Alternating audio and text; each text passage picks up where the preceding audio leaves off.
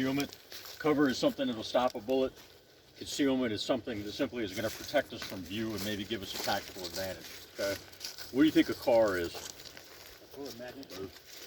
Yeah, bullet magnet. It is both. Okay. So certain parts of that car, the engine block, sometimes behind the wheels, are actual cover.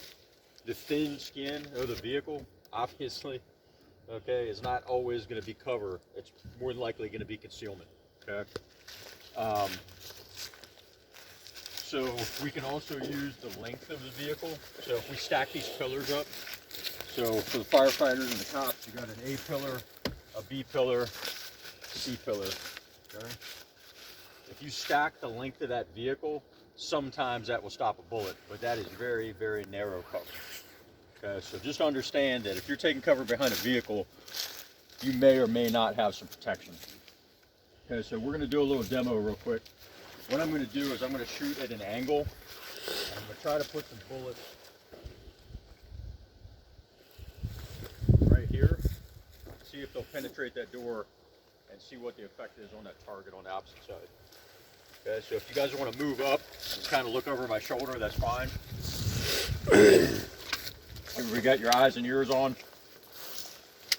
Okay, ready?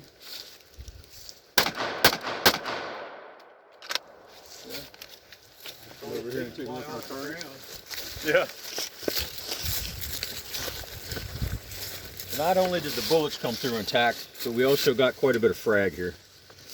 Okay.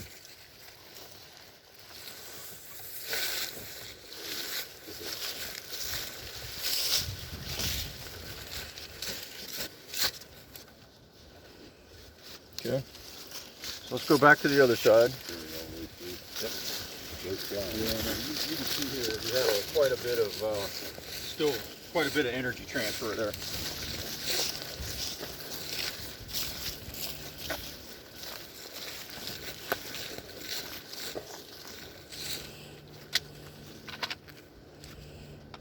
All right, so what I'm going to do here is I'm going to drop down to a lower angle, and we're going to try to put it through both sides of the door. Okay.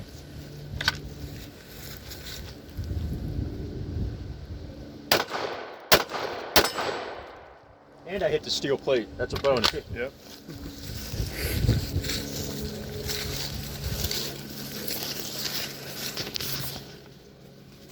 Yeah. So we had 3 shots. 2 of them came through right here. We talked about this on the way home. Not sure about These shots, all this stuff probably going into the transmission of that window. Hit the steel post. Hey, I could have. Yeah. So the thing is, and we did this during the rifle class the other day, okay? And we actually shot, it with both a rifle and pistol lower down in the door, and we got penetration through one side, but not through both. Okay, so again, it comes back to, is it cover or is it concealment? Maybe. Okay, but I don't want to bet my life hiding behind this door. Something we see with cops a lot. A lot of them have been trained to open that door up, post it out with their foot, and utilize that as cover. Okay. And I will say this with the caveat that most of your modern police cars have ballistic panels in the doors. Okay.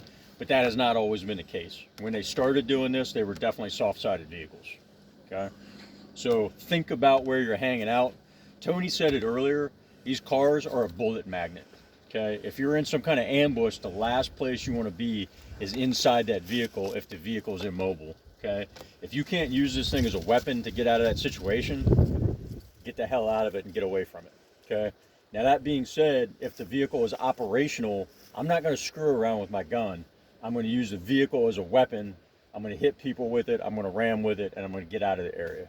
Okay, because it's a lot more mobile than I am. But as soon as it stops, it's a liability, and it's just where everybody's going to shoot. Okay, make sense? Yep. All right, cool.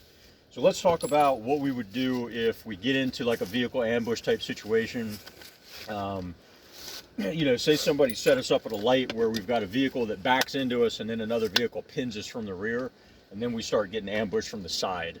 Okay, at that point we're in an immobile vehicle. We need to figure out how to get the heck out of it, right? So what we're going to do, let me move this other target.